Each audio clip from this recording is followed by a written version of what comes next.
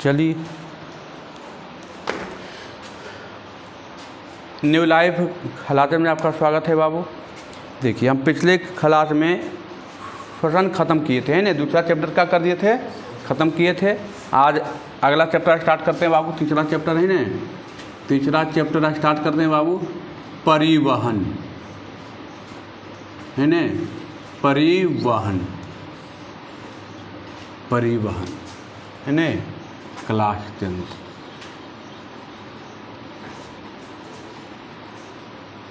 Class 10th part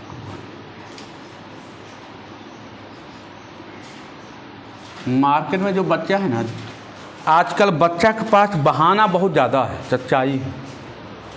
आजकल marketing में जो बच्चा है, बहाना बहुत ज़्यादा है और पढ़ाई जीरो के एकदम हो गया है। उसको बहाना फलना चिलना करते रहे। अब पढ़ने के नाम पर कुछ पूछ दीजिए तो बस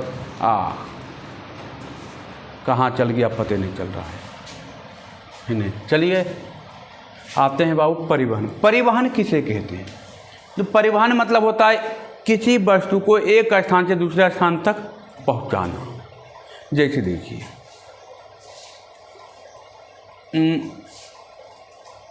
आप कहीं गए, आप रह रहे हैं बिहार शरीफ में, आपको जाना है पटना, तो बिहार शरीफ से किसी के माध्यम से, ट्रेन के माध्यम से जाइए, बस के माध्यम से जाइए, कोई माध्यम से तो जाइएगा ना। तो बिहार शरीफ से पटना आप जिस माध्यम से पहुंच रहे हैं, वो माध्यम आपके लिए क्या हो जाएगी? परिवहन। तो माध्यम क्या हो सकती है?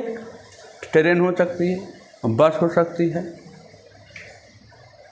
बाइक हो सकता है कि नहीं हो सकता है? तो एक स्थान से दूसरे स्थान तक पहुंचाने की जो क्रिया होती है उसको क्या कहते हैं? परिवहन। अब ये परिवहन पढ़ना है जीव जंतु में, मानव में भी, जीव विज्ञान में पढ़ना है। तो आप जीव विज्ञान पढ़ रहे हैं ना, तो जीव विज्ञान में परिवहन क्या होगा? आपका ब्लड, आपका क्या, आप श्वसन की क्रिया कर रहे हैं थे आप, अभी तो पढ़ाए हैं श्वसन। तो श्वसन में क्या होता था? हीमोग्लोबिन पर ऑक्सीजन सवार होकर के एक स्थान से दूसरे स्थान तक पहुंच रहा था ना। तो क्या कर रहा था? परिवहन तो ही कर रहा था ना। उपयोगी पदार्थ को ले जा रहा था, उपयोगी पदार्थ ऑक्सीजन था, ऑक्सीजन सभी कोशिका तक पहुंचा रहा था। वहां से अनुपयोगी पदार्थ अनुपयोगी पदार्थ कौन हो गया? Carbon dioxide. अनुपयोगी पदार्थ कौन हो गया? Carbon dioxide. वो कार्बन डाइऑक्साइड को फिर लेकर के क्या कर रहा था? फेफड़ा में पहुंचा रहा। फेफड़ा को क्या कर रहा था? बाहर कर रहा था। तो शरीर में जो उपयोगी पदार्थ है उसको भी पहुंचा रहा था, और अनुपयोगी पदार्थ को लेकर के कहाँ निकल रहा था? बाहर भी ले रहा था, बाहर भी निकाल रहा था। तो उपयोगी पदार्थ को ले जाना या अनुपयोगी पदार्थ को किसी माध्यम से क्या करना? बाहर निकाल देना। तो वह खोची का काम कर रहा था, परिवहन का काम कर रहा था, परिवहन का काम। तो लिखिएगा बाबू परिवहन, लिखिएगा परिवहन। चलिए जानते हैं परिवहन, लिखिएगा परिवहन। लिखिएगा बाबू, उपयोगी पदार्थों को उसके मूल स्रोत से, उपयोगी पदार्थों को उसके मूल स्रोत से, उपयोगी पदार्थों को उसके मूल स्रोत से, है ना, उपयोगी पदार्थों को उसके मूल स्रोत से शरीर के प्रत्येक कोशिका तक पहुंचाया जाना, शरीर के प्रत्येक कोशिका तक पहुंचाया जाना तथा शरीर के प्रत्येक कोशिका तक पहुंचाया, है ना, शरीर के प्रत्येक कोशिका तक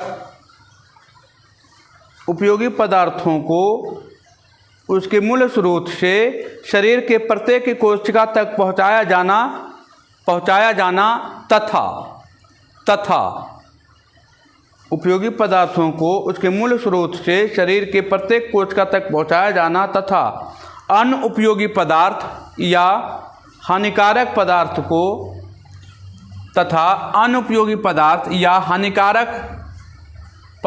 को हानिकारक पदार्थ को शरीर के प्रत्येक कोशिका से, अनुपयोगी पदार्थ या हानिकारक पदार्थ को शरीर के प्रत्येक कोशिका से उसके गंतव्य स्थान तक पहुंचाना उस है न, तथा अनुपयोगी या हानिकारक पदार्थों को शरीर की प्रत्येक कोशिका से उसके गंतव्य स्थान तक पहुंचाया जाना या पहुंचाए जाने की क्रिया को परिवहन कहते हैं, है न। लिखे अनुपयोगी या हानिकारक पदार्थों को शरीर की प्रत्येक ही कोशिका से उसके गंतव्य स्थान तक पहुंचाए जाने की क्रिया को परिवहन कहते हैं। परिवहन कहते हैं। देखिए अब परिवहन आप जान गए। परिवहन का मतलब क्या होता है? एक तरह से कहिए इसको ढोना। क्या कर रहा है? जो आपके कोशिका में जो पदार्थ चाहिए उसको ढो करके क्या करता है? वो पहुंचाता है ना। अब देखिए तो आपको हम पहले पढ़ते हैं बाबू पौधा में परिवहन, है ना। पौधों में परिवहन पहले लिखिएगा, पौधों में परिवहन। पौधों में परिवहन, पौधों में परिवहन, है ना। क्या लिखिएगा? पेड़ पौधों में परिवहन, पेड़ पौधों में परिवहन, पेड़ पौधों में परिवहन। अब देखिए पेड़ पौधों में परिवहन, है ना। आइए तो देखिए यहाँ पर भी जो पौधा होता है, एक छोटा पेड़ पौधा होता है, क्या होता है? एक बड़ा पेड़ होता है ना। तो पहला लिखिएगा छोटे पौधों में, छोटे पौधों में लिखिएगा बाबू, छोटे पौधों में, छोटे पौधों में परिवहन, छोटे पौधों में परिवहन। अब देखिए जो छोटा पेड़ पौधा है बाबू, जो छोटा छोटा पेड़ पौधा है ना। तो देखिए छोटा पेड़ पौधा में जो परिवहन होता है वो विसरण के जरिए होता है। किसके जरिए होता है? विसरण के जरिए। तो लिखिएगा बाबू, छोटे पेड़ पौधों में या एक कोशिकीय पेड़ पौधों में, छोटे पेड़ पौधों में या एक कोशिकीय पेड़ पौधों में परिवहन विसरण के जरिए होता है ना। किसके जरिए होता है बाबू? विसरण के जरिए। छोटे पेड़ पौधों में या एक कोशिकीय पेड़ पौधों में परिवहन विसरण के जरिए होता है। किसके जरिए होता है बाबू? विसरण के जरिए होता है। लिखे, छोटे पेड़ पौधे में या एक कोशिकीय पौधों में परिवहन विसरण के जरिए होता है। जैसे बाबू है ना, जैसे लिखिएगा यूग्लिना, है ना। जैसे लिखिएगा यूग्लिना, यूग्लिना, शैवाल, यूग्लिना, शैवाल, हालेमाइडोमोनास,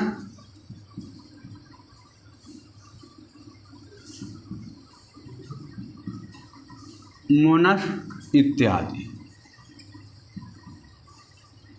लिखे, छोटे पेड़ पौधों में परिवहन बाबू, छोटे पेड़ पौधे या एक कोशिकीय पौधों में परिवहन किसके जरिए होता है? तो विसरण के जरिए होता है। जैसे यूग्लिना, शैवाल, हालेमाइडोमोनास इत्यादि। अब देखिए, अब आइए पढ़ते हैं दूसरा। ये पहला पार्ट था, है ना, ये पहला था ना। अब दूसरा आते हैं बड़े पेड़ पौधों में परिवहन, है ना। लिखिएगा बड़े पेड़ पौधों में परिवहन, है ना। लिखिएगा बड़े पेड़ पौधों में परिवहन। दूसरा बाबू,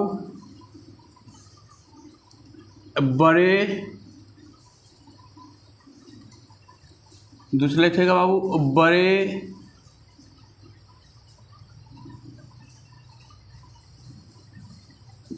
पेड़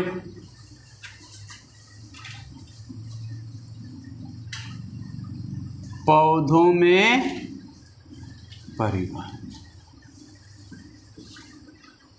देखिए बड़े पेड़ पौधों में परिवहन के लिए बाबू अंग दिए गए हैं, तंत्र दिए गए हैं, है ना। लिखिएगा बड़े पेड़ पौधों में परिवहन के लिए दो अलग अलग तंत्र दिए गए हैं। बड़े पेड़ पौधों में परिवहन के लिए दो अलग अलग तंत्र दिए गए हैं, है ना। बड़े पेड़ पौधों में परिवहन के लिए दो अलग अलग तंत्र दिए गए हैं बाबू। पहला नाम है जाइलम, जाइलम तंत्र, और दूसरा है बाबू फ्लोएम तंत्र। दूसरा है बाबू फ्लोएम तंत्र, दूसरा है फ्लोएम तंत्र, है ना। पहला है जाइलम तंत्र और दूसरा है फ्लोएम तंत्र, या जाइलम उत्तक कह दीजिए, उत्तक लिखिए, तंत्र की जगह उत्तक कह दीजिए। जाइलम उत्तक, उत्तक कह दीजिए, ज़्यादा अच्छा रहेगा। उत्तक कह दीजिए और इसको फ्लोएम उत्तक कह दीजिए। अब आइए देखिए, बड़े पेड़ पौधों में परिवहन के लिए दो तंत्र दिए गए हैं, पहला जाइलम उत्तक और दूसरा फ्लोएम उत्तक। अच्छा, यहाँ से एक क्वेश्चन बनता है कि जाइलम उत्तक और फ्लोएम, हम 9th क्लास में भी पढ़ाए हैं। जाइलम उत्तक और फ्लोएम उत्तक 9th क्लास में भी पढ़ाए हैं, है न। शायद लगता है उत्तक में ही पढ़ाए हैं, है न। तो जाइलम उत्तक और फ्लोएम उत्तक को कहते हैं संवहन उत्तक, संवहन उत्तक कहते हैं। संवहन मतलब होता है क्या चीज़?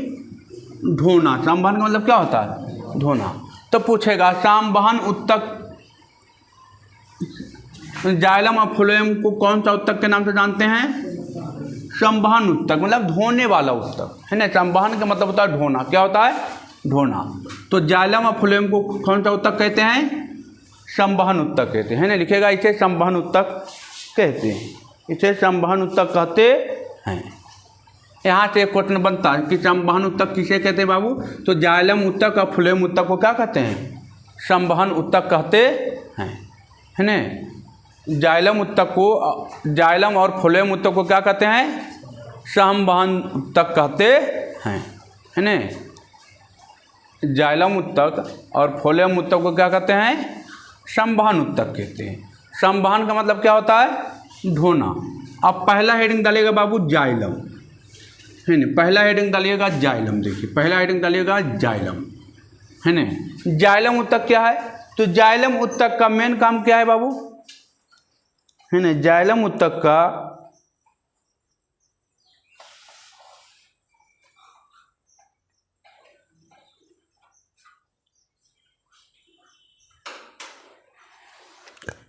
है ना, जाइलम उत्तक जो है, जाइलम उत्तक को हम क्या कर सकते हैं? संवहन उत्तक कहते हैं ना। और जाइलम उत्तक को हम क्या कहते हैं? संवहन उत्तक भी कह सकते हैं। तो देखिए जाइलम उत्तक का मेन काम क्या है? तो मेन काम क्या है कि ये क्या करता है? जाइलम उत्तक क्या करता है? जमीन से पानी और खनिज लवण लेकर के कहाँ पहुँचाता है? पत्ती को, खाना बनाने के लिए। पत्ते में खाना बनता है ना जी, प्रकाश संश्लेषण की प्रक्रिया के द्वारा। तो यही पहुंचाता है पानी, और जो उसको खनिज लवण चाहिए ना जमीन से, तो ये पहुंचाता है। कौन पहुंचाता है? जाइलम उत्तक। जाइलम उत्तक क्या करता है कि जमीन से खनिज लवण लेता है और पानी लेता है, किसको पहुंचाता है? पत्ती को पहुंचाता है। तो लिखेगा ये उत्तक जड़ से पानी या खनिज लवण को पत्तियों तक पहुंचाने का कार्य करता है। ये उत्तक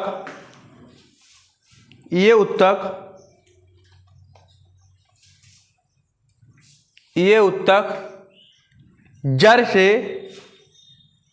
पानी या खनिज लवण, ये उत्तक लिखेगा, ये उत्तक पृथ्वी, लिखेगा ये उत्तक पृथ्वी से जड़ के माध्यम से, ये उत्तक पृथ्वी से जड़ के माध्यम से, ये उत्तक पृथ्वी से जड़ के माध्यम से, ये उत्तक पृथ्वी से जड़ के माध्यम से जल तथा खनिज लवण, जल या खनिज लवण लेकर के पत्तियों तक पहुंचाने का कार्य करता है। ये उत्तक पृथ्वी से या जमीन से जड़ के माध्यम से जल तथा जल या खनिज लवण को लेकर के पत्तियों तक पहुंचाने का कार्य करता है ना, पत्तियों तक पहुंचाने का कार्य करता है। हो गया? क्या करता है बाबू? देखिए मान लिया जाए, देखिए पेड़ है, तो ये पेड़ है आपका, ये आपका देखिए पेड़ है, ये पृथ्वी क्या है? ढका हुआ है।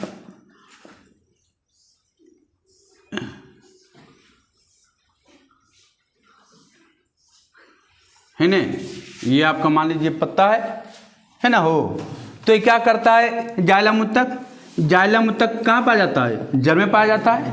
कहाँ पाया जाता है? जड़ में पाया जाता है। जड़ से लेकर के कहाँ पहुँचता है? पेड़ के हर एक भाग में जहाँ जहाँ पत्ती, वहाँ क्या करता है? पहुँच जाता है। तो इसकी दिशा किधर है? नीचे से ऊपर है कि ऊपर से नीचे है? नीचे से क्या है? ऊपर। तो लिखिएगा इसकी, है ना, लिखिएगा ये पदार्थों को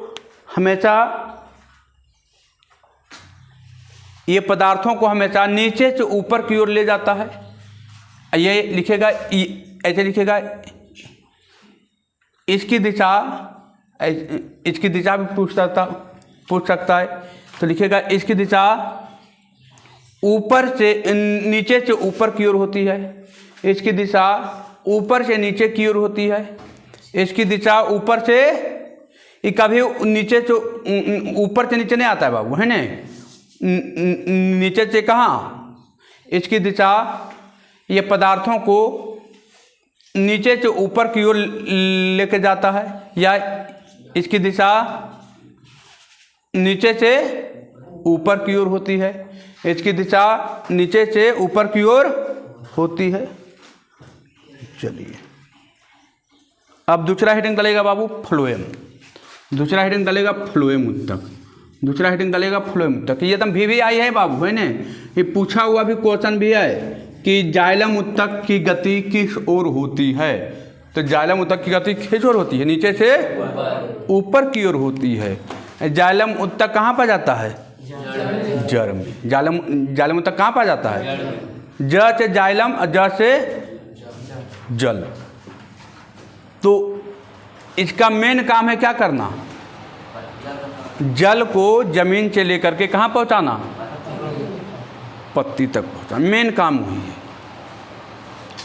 अब दूसरा हेडिंग डलेगा फ्लोएम उत्तक। दूसरा हेडिंग डालेगा फ्लोएम उत्तक।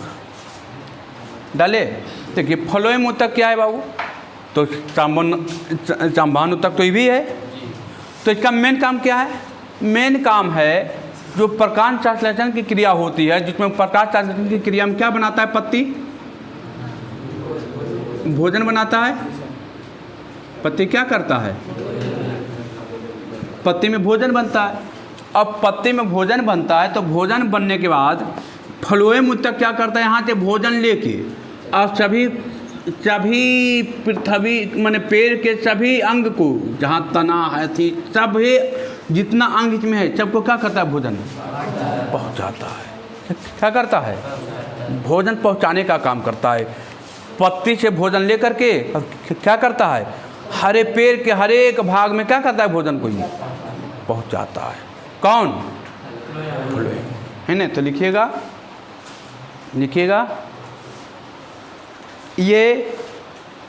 ये उत्तक पत्तियों में तैयार होने वाले भोजन को, ये उत्तक पत्तियों में तैयार होने वाले भोजन को, ये उत्तक पत्तियों में तैयार होने वाले भोजन को, ये उत्तक पत्तियों में तैयार होने वाले भोजन को पेड़ के अन्य अंगों तक पहुंचाने का कार्य करता है। पत्तियों में ये उत्तक पत्तियों में तैयार होने वाले भोजन को पेड़ पौधों के अन्य अंगों तक पहुंचाने का कार्य करता है।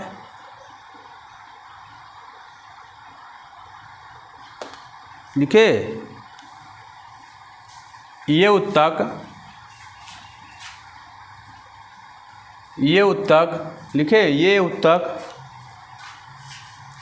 पत्तियों में तैयार होने वाले भोजन को, ये उत्तक पत्तियों में तैयार होने वाले भोजन को पेड़ पौधे के अन्य अंगों तक पहुंचाने का कार्य, अच्छा, पहुंचाने का कार्य करता है। तो देखिए, मान लीजिए ये पत्ती है, ये पत्ती में भोजन यहाँ पर बना है, यहाँ पर भोजन बना हुआ है, तो इसको भी पहुंचाएगा, इसको भी पहुंचाएगा, इसको भी पहुंचाएगा, इसको भी पहुंचाएगा, इसको भी पहुंचाएगा, इसको भी पहुंचाएगा, इसको भी पहुंचाएगा, इसको भी पहुंचाएगा, इसको यहाँ भी देगा, यहाँ भी देगा, यहाँ भी देगा, है ना।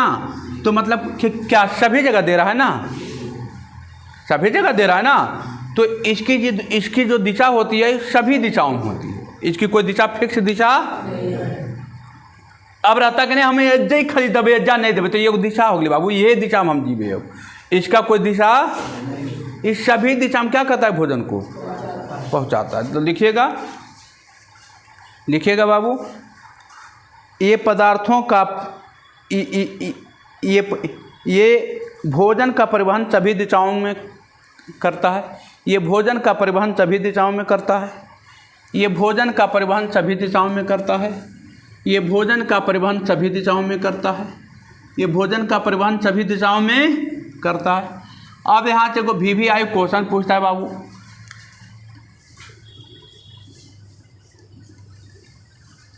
जाइलम और फ्लोएम में अंतर। बहुत ज़्यादा बार पूछा गया एग्जाम में, कम से कम तो 10 बार पूछा एग्जाम में अंतर, है ना। तो लिखिएगा जाइलम और फ्लोएम में अंतर।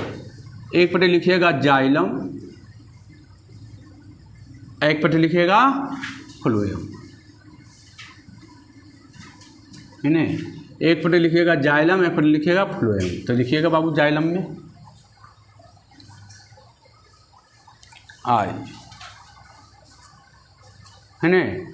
लिखिएगा पहला पॉइंट लिखिएगा जाइलम में बाबू, लिखिएगा, है ना, ये जल तथा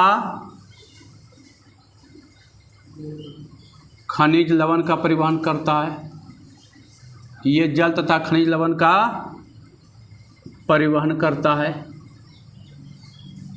परिवहन करता है, ये जल तथा खनिज लवण का परिवहन करता है। लिखिएगा ये जल तथा खनिज लवण का परिवहन, लिखिएगा ये पत्तियों में तैयार होने वाले भोजन का परिवहन करता है, ये पत्तियों में तैयार होने वाले भोजन, ये पत्तियों में तैयार होने वाले भोजन का परिवहन करता है, भोजन का परिवहन करता है, भोजन का परिवहन करता है ना। ये पत्तियों में तैयार होने वाले भोजन का परिवहन करता है ना। अगला पॉइंट, ये पत्तियों में तैयार होने वाले भोजन का परिवहन करता है। इसकी दिशा, लिखिएगा अगला पॉइंट, इसकी दिशा नीचे से ऊपर की ओर होती है, इसकी दिशा नीचे से ऊपर की ओर होती है, की ओर होती है, इसकी दिशा नीचे की ऊपर की ओर होती है। अगला पॉइंट, इसकी दिशा नीचे से ऊपर की ओर होती है, अभी बताए थे ना। अगला पॉइंट, ये पढ़े लिखिएगा, इसकी दिशा सभी,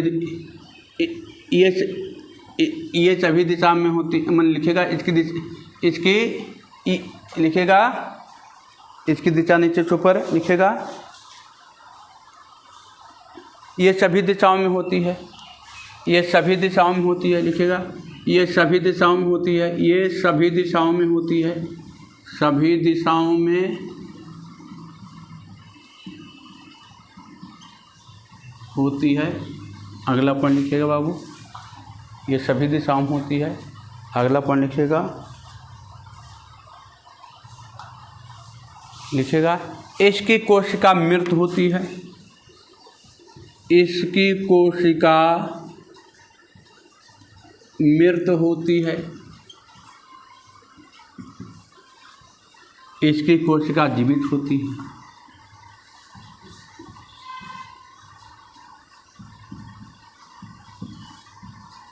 इसकी कोशिका जीवित होती है, इसकी कोशिका जीवित होती है ना। देखिए 3 पॉइंट है बाबू, है ना। 2 नंबर में 3 नंबर में पूछता है तो 3 पॉइंट बहुत है ना। देखिए जाइलम क्या करता है, जल तथा खनिज लवण को क्या करता है, परिवहन करता है। ये भोजन का परिवहन करता है। ये इसकी दिशा नीचे से ऊपर की ओर, ये सभी दिशाओं में गमन करती है। ये केवल जाइलम जो है नीचे से ऊपर की ओर ने गमन करती है और ये सभी दिशाओं में गमन करती है। इसमें मृत कोशिका पाई जाती है, इसमें जीवित कोशिका पाई जाती है। आगे बढ़ें, देखिए अब आइए, अब देखिए परिवहन तो करता है, परिवहन करता है ना, तो लिखिए हेडिंग डालेगा पौधों में परिवहन की क्रियाविधि। पौधों में परिवहन की क्रियाविधि।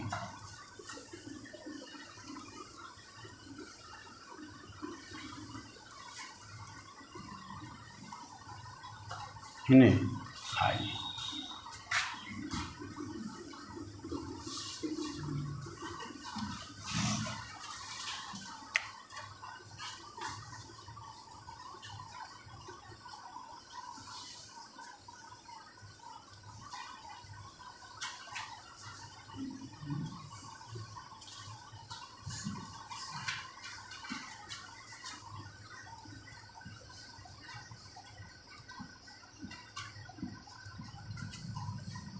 पौधों में परिवहन की क्रिया। देखिए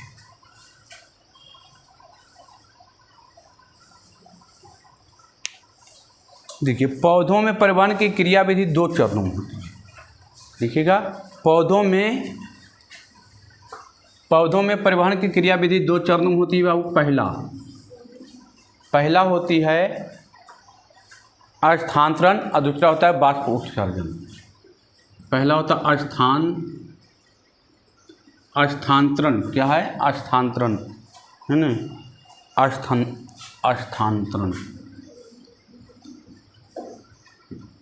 स्थानांतरण और दूसरा है बाष्प उत्सर्जन। बाष्प उत्सर्जन क्या है, बाष्प उत्सर्जन।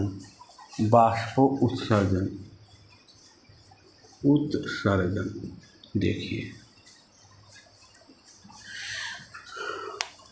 स्थानांतरण का मतलब क्या होता है, एक स्थान से दूसरा स्थान तक क्या करना।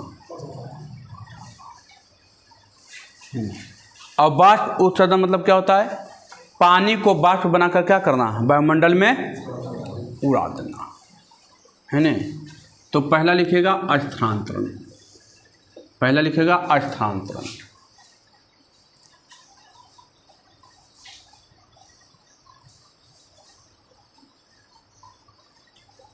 देखिए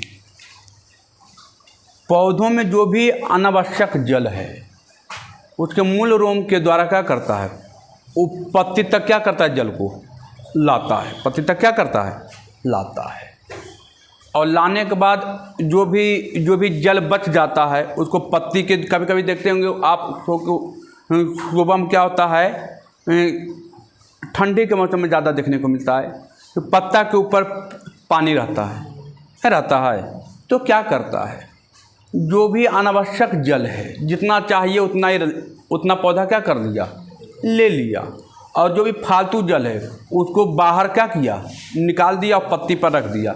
और धूप उगा तो धूप पानी को क्या कर लिया, तो जो धूप उगने के बाद पानी को खींच देता है उसको बोलते हैं बाष्प उत्सर्जन। और जो पौधों में मूल रोम होता है, बताए थे, पत्ती में होता है ना, हैं मूल रोम होता है जड़ में। तो पौधों में मूल रोम के द्वारा जल को क्या करता है, नीचे से ऊपर की ओर क्या करता है, खींचता है। और खींचने पर प्रकाश संश्लेषण की प्रक्रिया के दरमियान जो जल का यूज हुआ वो तो ठीक है, और जो बच गया है ना, तो नीचे से ऊपर ले जाने की क्रिया को क्या बोलते हैं, स्थानांतरण। उसको क्या बोलते हैं, माने एक स्थान से दूसरा स्थान तक क्या करना है, पहुंचाना। तो लिखेगा पौधों के मूल रोम के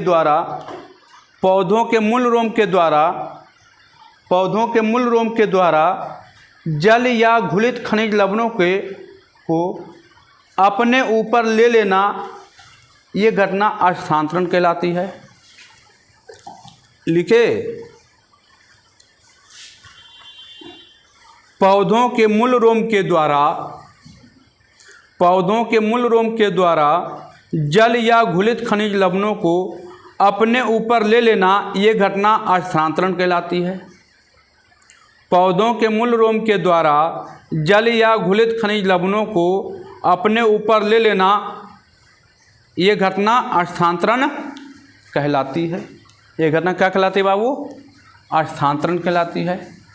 पौधों के मूल रोम के द्वारा जल को या घुलित खनिज लवण को अपने ऊपर ले लेना, ये घटना स्थानांतरण कहलाती है। अब दूसरा लिखेगा बाष्प उत्सर्जन। दूसरा लिखेगा बाबू बाष्प उत्सर्जन, न बाष्प उत्सर्जन।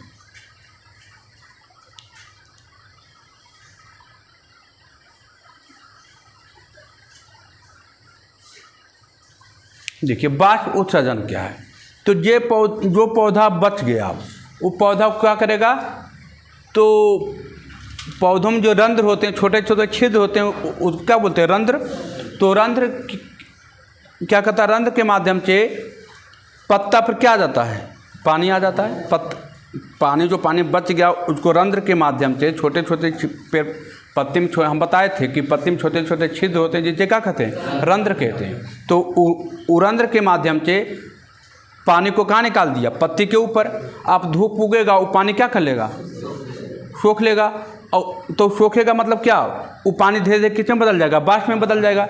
और वही बाष्प में बदलने की घटना को क्या कहते हैं? बाष्प उत्सर्जन। तो लिखिएगा वह प्रक्रिया जिसमें पौधों की पत्तियों अपने रंध्रों के द्वारा वह प्रक्रिया जिसमें पौधों की पत्तियों अपने रंध्रों के द्वारा वह प्रक्रिया जिसमें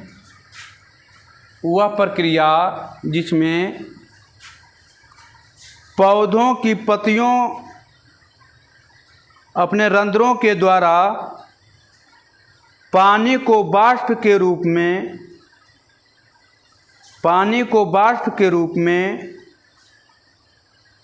वायुमंडल में भेजा जाता है, उसे बाष्प उत्सर्जन कहते हैं।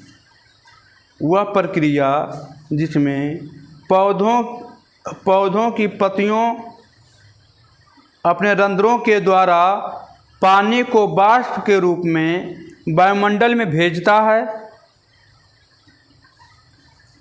उसे बाष्प उत्सर्जन कहते हैं। उसे बाष्प उत्सर्जन कहते हैं। उसे बाष्प। अब देखिए, तो एक छोटा पेड़ पौधा की हम बात करते हैं बाबू। देखिए, अब देखिए एक छोटा पेड़ पौधा है नहीं, जैसे देखिए एक मक्का का पौधा है, मकई का पौधा या छोटा पेड़ पौधा है, जो भी छोटा पेड़ पौधा है ना, छोटा पेड़ पौधा है। तो एक दिन में कितना बाष्प जल जमीन से खींच के ऊपर भेजता है? तो मिनिमम एक दिन में आपको वो 3 से 4 लीटर करना, 3 से 4 लीटर जमीन से पानी लेकर के कहाँ भेज देता है? वायुमंडल में। कहाँ भेज देता है? हाँ, वायुमंडल में भेज देता है। जमीन से पानी लेकर एक छोटा पेड़ पौधा और एक बड़ा पेड़ पौधा, जैसे आम है, कटहल है, नीम है, पीपल है, बरगद है, ये सब है ना। तो ये सब पेड़ पौधा एक दिन में 10 से 20 लीटर पानी कहाँ भेजता है? वायुमंडल में। एक दिन में 10 से 20 लीटर। और अपने पूरा जीवन काल में 80 से 90 गुना पानी अपने मने जितना उसका वजन होगा है ना, जितना उसका अपने वजन के हिसाब से 90 से 100 गुना पानी, अपने वजन जितना उसका वजन है उसका 90 से 100 गुना पानी कहाँ भेज देता है? वायुमंडल। तो लिखिएगा एक छोटे पेड़ पौधे, लिखिएगा जैसे छोटे पेड़ पौधे एक दिन में 3 से 4 लीटर पानी वायुमंडल में भेजता है। छोटा पेड़ पौधा एक दिन में 3 से 4 लीटर वायुमंडल में पानी भेज देता है। एक छोटा पेड़ पौधा एक छोटा पौधा एक दिन में 3 से 4 लीटर पानी वायुमंडल में भेज देता है। जैसे मकई का पौधा हो गया बाबू, है नहीं, जैसे मकई का पौधा हो गया, गन्ना का पौधा हो गया बाबू, मकई गन्ना और जो छोटे छोटे पेड़ पौधा है नहीं, इत्यादि कर दीजिए। अगला पॉइंट हो गया, छोटा पेड़ पौधा एक दिन में 3 से 4 लीटर पानी वायुमंडल में क्या करता है, भेज देता है। जैसे मक्का का पौधा, गन्ना का पौधा, खैनी का पौधा, आपका जो भी छोटा छोटा पेड़ पौधा है ना। अब आइए तो बड़ा पेड़ पौधा हम लिखेगा बड़ा पेड़ पौधा है ना, बड़ा पेड़ लिखेगा। बड़ा पेड़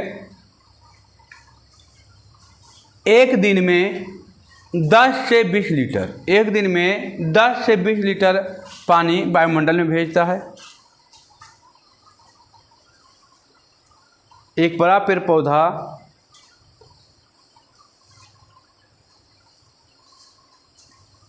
एक दिन में 10 से 20 लीटर पानी कहाँ भेजता है, वायुमंडल में। जैसे सेब का पौधा, आम का पौधा, कटहल का पौधा, नीम का पौधा है ना, इत्यादि कर दीजिए। बरगद का पौधा, पीपल का पौधा, पीपल का पेड़ है ना, इत्यादि कर दीजिए। ठीक है।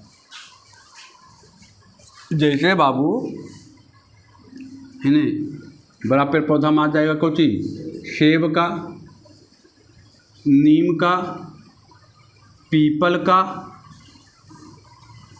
आम का, अमरूद का इत्यादि, और बहुत सारा जो भी है पेड़ पौधा है ना, जो पेड़ पौधा है। लेकिन अपने पूरे जीवन काल में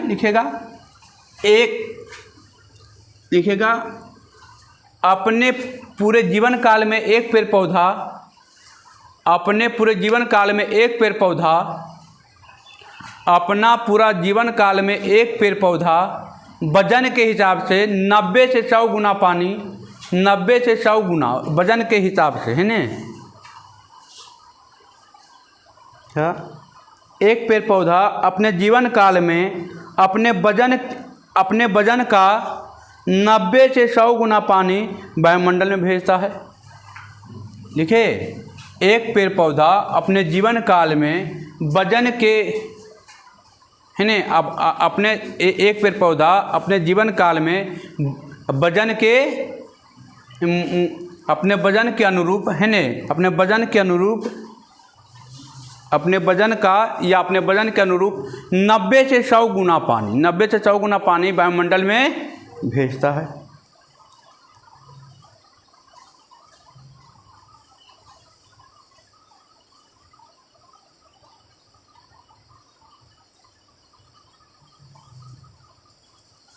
हो गया, चलिए आइए, हो गया बाबू, आइए आगे बढ़ते हैं। फिर कोई दिक्कत है ना, चलिए आगे बढ़ते हैं। हाँ भाई, अब देखिए वो होता है संभरण शिरा है ना, लिखेगा संभरण शिरा, संभरण शिरा, संभरण शिरा। देखिए संभरण शिरा कहाँ है बाबू, तो जहाँ पर भोजन की मात्रा क्या हो, ज़्यादा हो, भोजन की मात्रा क्या हो। अब भोजन की मात्रा कहाँ ज़्यादा होगा, किचन में, किचन में ना। तो पेड़ पौधा का किचन कौन है, पत्ती। पेड़ पौधा का किचन कहाँ है, पत्ती। तो संभरण शिरा कहाँ रहेगा, पत्ती में रहेगा। ये एकदम दिमाग सोचने वाली चीज़ है। जैसे ही बोले भोजन तो हम पढ़ रहे हैं पेड़ पौधा में, तो पेड़ पौधा का किचन कहाँ, पत्ती। तो वहाँ पर भोजन की मात्रा क्या होगी, ज़्यादा होगी ना। तो लिखिएगा संभरण शिरा, पौधों का वह अंग जहाँ पर भोजन की मात्रा ज़्यादा होता है, पौधों का वह अंग जहाँ पर भोजन की मात्रा ज़्यादा होता है उसे संभरण शिरा कहते हैं। पौधों का हुआ अंग जहाँ पर भोजन की मात्रा ज़्यादा होता है उसे संभरण चीरा कहते हैं, है न। अब हो सकता है आपको ज़्यादातर पूछ दे कि संभरण चीरा कहाँ पाया जाता है, तो कहाँ पाया जाएगा? पत्ती में। कहाँ पाया जाएगा? पत्ती में। तो लिख भी सकते हैं कि पत्ती में। नहीं, संभरण चीरा पत्ती में पाई जाती है, ये पत्ती में पाई जाती है। पेड़ पौधों का वो ऐसा अंग जहाँ पर भोजन की मात्रा क्या हो, ज़्यादा हो, उसे संभरण चीरा कहते हैं, है न। ये पत्ती में पाई जाती है। ये कहाँ पाई जाती है? पत्ती में। अब लिखिएगा उपभोग शिरा बाबू, उपभोग शिरा, उपभोग शिरा लिखिएगा, उपभोग शिरा।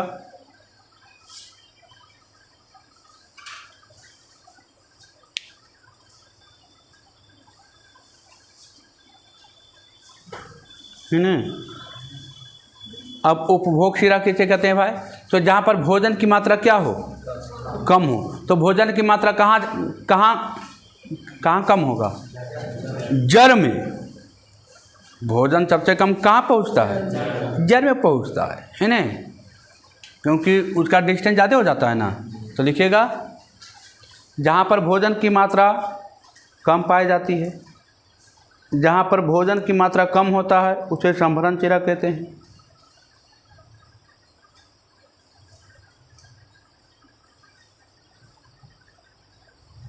जहाँ पर भोजन की मात्रा कम होता है उसे उपभोग शिरा कहते हैं।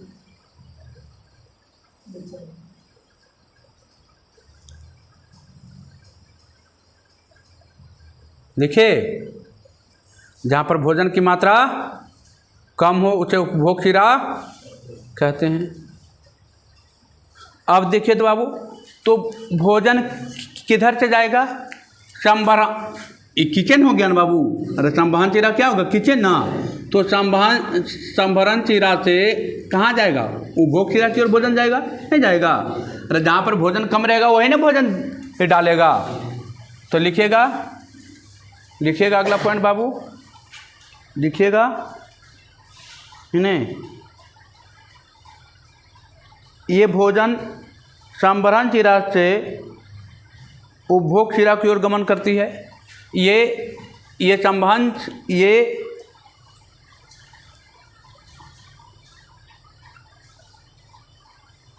भोजन लिखिएगा, भोजन संभरण चीरा से उपभोग शिरा की ओर गमन करती है। भोजन संभरण चीरा से उपभोग शिरा की ओर गमन करती है। भोजन संभरण चीरा से उपभोग शिरा की ओर गमन करती है। भोजन संभरण चीरा से उपभोग शिरा की ओर गमन करती है न। चलिए,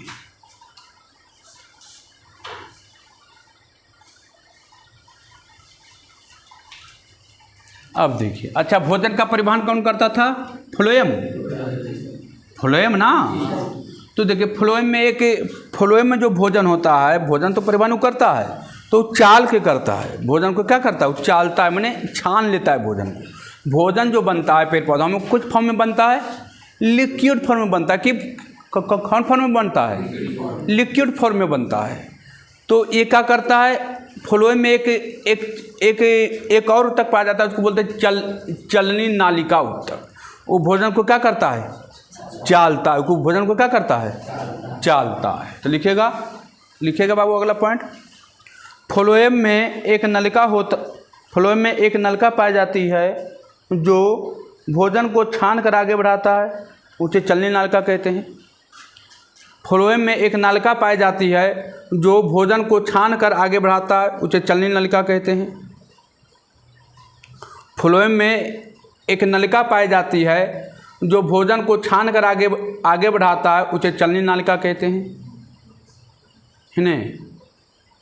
फ्लोएम में एक नलिका पाई जाती है जो भोजन को छान कर आगे बढ़ाता है, उसे चलनी नालिका कहते हैं, उसे चलनी नालिका, है न।